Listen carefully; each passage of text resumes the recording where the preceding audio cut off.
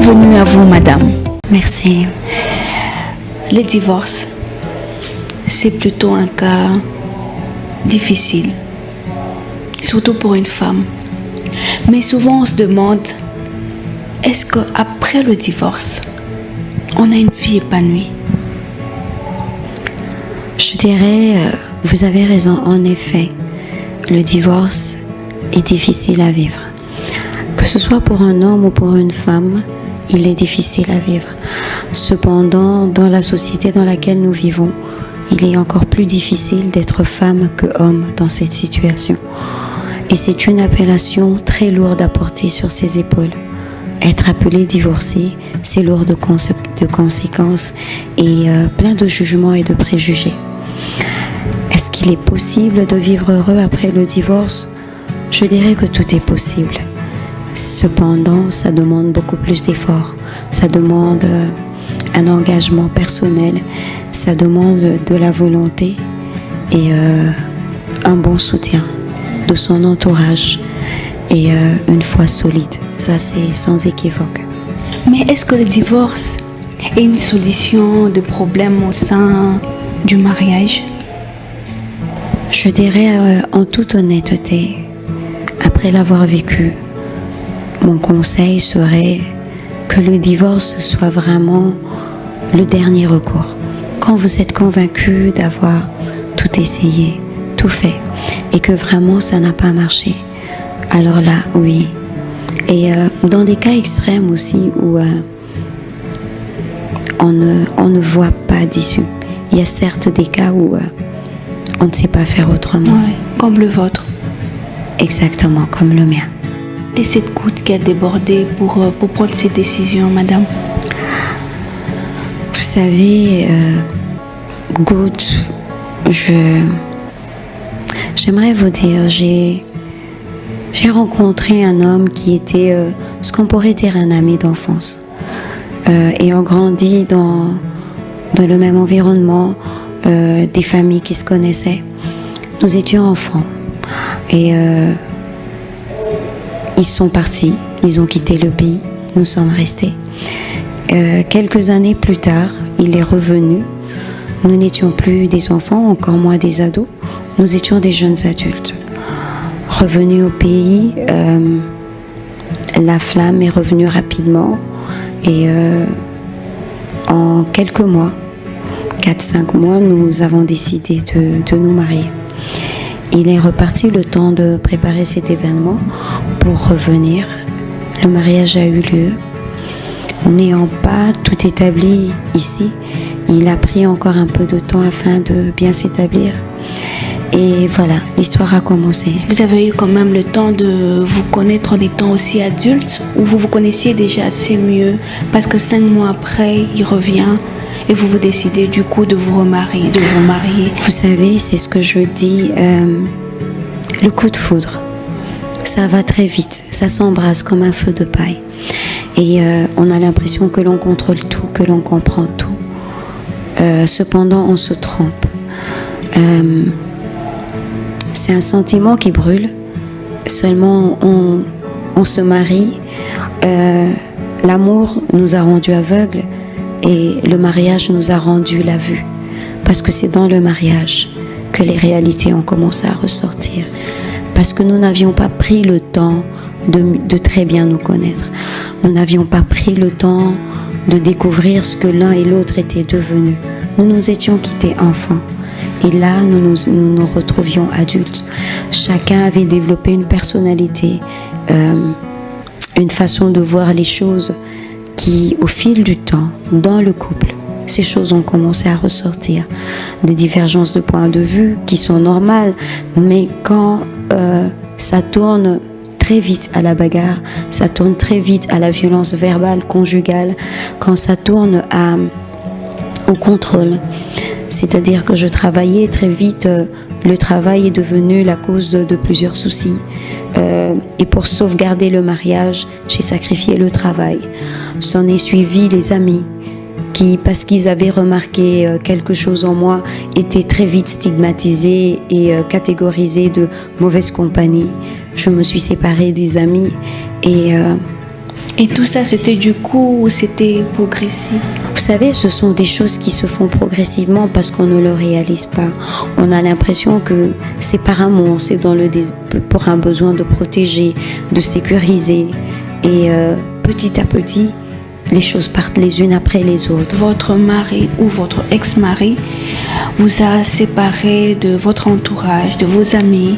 Et pour quelle raison? Tout simplement. Mais c'était premièrement le travail qui prenait trop de temps parce qu'une épouse doit se consacrer à son mari. Ensuite sont venus les amis qui étaient des mauvaises compagnies parce que ne me donnant pas les conseils qu'il fallait ou me poussant à des penchants qu'ils jugeaient mauvais. Pourtant, c'était les mêmes amis que j'avais avant de me marier, quand il m'a retrouvée. Et puis ensuite, c'est devenu la famille qui était trop présente, qui s'ingérait trop. Et le problème était peut-être un choc de culture. Et en plus, vécu en Occident, la culture africaine, les familles s'ingèrent trop. Donc, l'un dans l'autre, on s'en rend pas compte. Mais ça vient progressivement et au moment où on ouvre les yeux, on réalise en fait qu'on est seul. On n'appelle plus personne, on ne voit plus personne. Et il n'y a que lui et vous, juste vous deux. Et on se sent seul parce que, ayant coupé les ponts avec tout le monde, il arrive à un moment donné où on est coupable aussi. On a honte. On se dit, je vais repartir vers ces mêmes personnes, leur dire quoi et comment rattraper le coup. Et c'est en fait ça qui devient un cercle vicieux. Mais c'est la réaction de beaucoup des hommes en ce moment, la jalousie. C'est peut-être suite à la jalousie. Et c'est ce qui a vraiment créé le vrai problème dans votre relation, madame. La jalousie est un sentiment qui naît en même temps que l'amour. Mais entre un homme jaloux et un homme contrôlant, il y a une limite. Entre être jaloux et très possessif, il y a aussi une marge. Que j'ai eu avoir juste eu un mari jaloux, je crois que ça arrange plusieurs femmes, toute proportion gardée dans certaines limites. Mais quand très vite, parce qu'on n'a pas compris quelque chose ou on a un malentendu à propos du travail, on se fait battre. À propos des amis, on se fait battre. À propos des questions que l'on pose, parce que dans un couple, nous sommes censés partager. Très vite, ça tourne à la violence, ça devient un problème. Ça devient un problème. La jalousie, mal exprimée, mal gérée, mal contrôlée, peut emmener à plusieurs dérapages. De ces dérapages, il est arrivé des événements très fâcheux et très tristes, je devrais dire même. Enceinte, pour la première fois, ce que je pensais être cette chose qui aurait permis que ce couple se retrouve. Je suis tombée enceinte, c'était merveilleux, mais dans un excès de colère, il n'a pas pu se retenir. Il s'est lancé dans une violence, des coups et des choses que je ne saurais pas décrire. Je me suis retrouvée à l'hôpital et j'avais perdu mon bébé. Pour une femme, c'est une douleur indescriptible. On rêve toutes du prince charmant, mais on rêve aussi d'être maman. On est petite fille, on rêve de serrer son enfant dans les bras.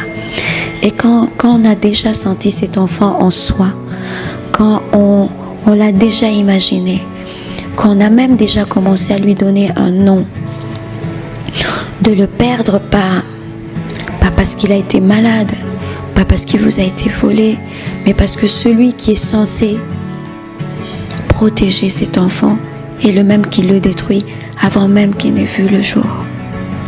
Ça vous brise de l'intérieur. Et nous sommes dans une communauté où, quand quelque chose se passe, c'est la femme qui est condamnée. La première question qui est posée à la femme, c'est « Qu'as-tu fait pour le mettre dans cet état ?» Mais personne ne se demande comment tu te sens après cela. Comment fais-tu pour revivre après cela? Comment fais-tu pour te redonner au même homme qui t'a arraché cette joie, cette maternité? celui qui t'a donné cette féminité qui te l'arrache, comment tu fais pour le regarder dans les yeux, recommencer à l'aimer, lui resservir un plat sur la table, préparer ses vêtements et lui être soumise. Seule une femme peut supporter cela. Seule une femme africaine peut le vivre en se taisant. Cependant, ce silence extérieur est un grand cri à l'intérieur. Il vous déchire de l'intérieur. Il vous tue à l'intérieur. Ça a continué. J'ai fait l'effort de pardonner, de me dire que c'était un accident. Nous avons évolué. Une deuxième grossesse est arrivée. Et je me suis dit, merci Seigneur, ça va être... Il n'y a qu'un bon souvenir qui peut vous aider à effacer un mauvais souvenir. Justement. Mais malheureusement, la violence ne s'est pas arrêtée. Les crises de nerfs ne se sont pas arrêtées. Moi, je ne sortais plus. Moi, je ne côtoyais plus les autres. Mais lui sortait. Mais lui pouvait rentrer quand il voulait. Et je n'avais pas le droit de poser des questions. Je n'avais pas le droit de savoir. Sinon, c'est la foudre qui me tombait dessus. Et cette violence a repris de plus belle. Je me suis battue pour prendre sur moi, éviter le plus possible de me faire crier dessus ou de me faire battre pour arriver jusqu'à la fin de ma grossesse. Malheureusement, les coups reçus, la violence subie pendant cette deuxième grossesse ont fait que, certes, ce bébé est venu au monde, madame, mais il n'a pas survécu. Les coups étaient trop durs. Certes, ce bébé est venu au monde, madame, mais il n'a pas survécu. Il est parti. Chose qu'on a du mal à accepter, à supporter, bien qu'on a le cœur d'une mère, bien qu'on a le cœur d'une femme, n'est-ce pas, madame? Il y a des choses qu'on ne sait pas expliquer. Vous savez, vous perdez un époux, vous êtes veuve. Vous perdez une épouse, vous êtes veuf. Vous perdez un parent, vous êtes orphelin. Pouvez-vous me dire, quand vous perdez un enfant, vous êtes quoi? Il n'y a pas de mots. C'est parce que c'est une douleur telle que aucun vocabulaire, aucune langue n'a pu trouver un mot à cela. Quand vous perdez un enfant, madame, il n'y a pas de mots. Et quelles sont vos relations avec votre ex-mari en ce moment, madame? Je n'ai aucune relation avec. Je ne suis pas capable d'avoir une relation avec, de quelque nature que ce soit. J'ai l'impression d'avoir perdu une partie de moi-même, de m'être perdue dans toutes ces relations. Je suis en train de recoller des morceaux de moi-même physiquement, parce que physiquement, ça vous laisse des séquelles. Physiquement, vous n'êtes plus la même personne. Émotionnellement, vous êtes brisé. Et sentimentalement, vous avez peur. Vous avez constamment peur. Mais après avoir vécu tout cela, pensez-vous être en mesure de retomber amoureuse un jour, de revivre une vie remplie d'amour, remplie de bons souvenirs?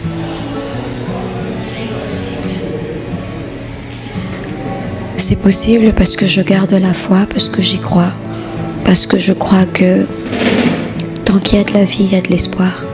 Tant qu'on croit en Dieu, il est capable de créer un chemin là où on n'en voit pas un.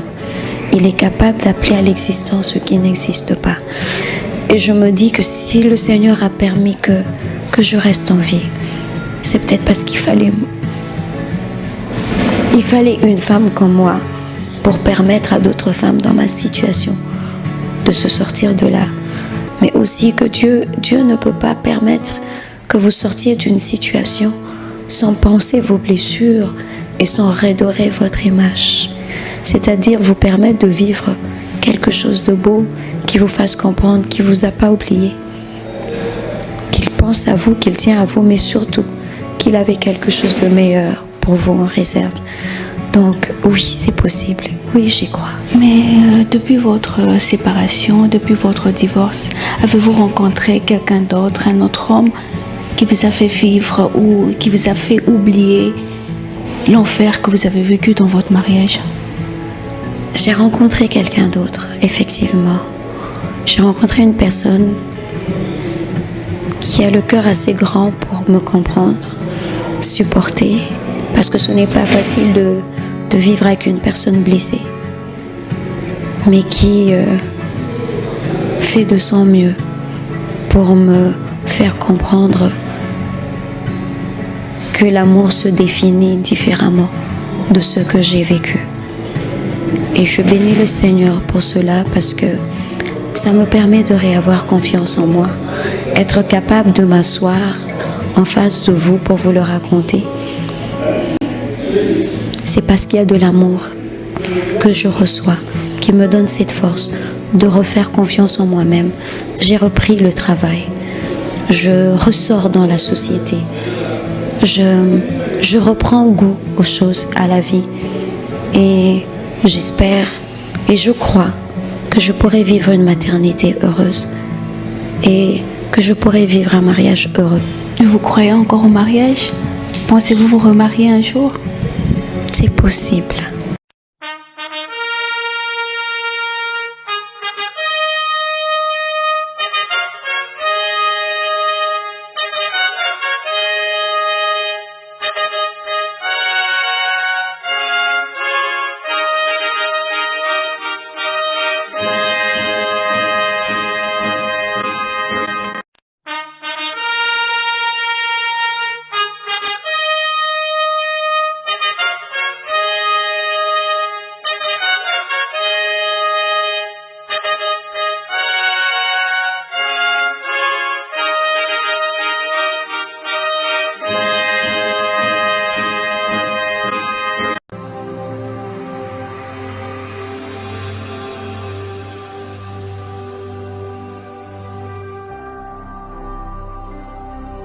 Jésus-Christ TV,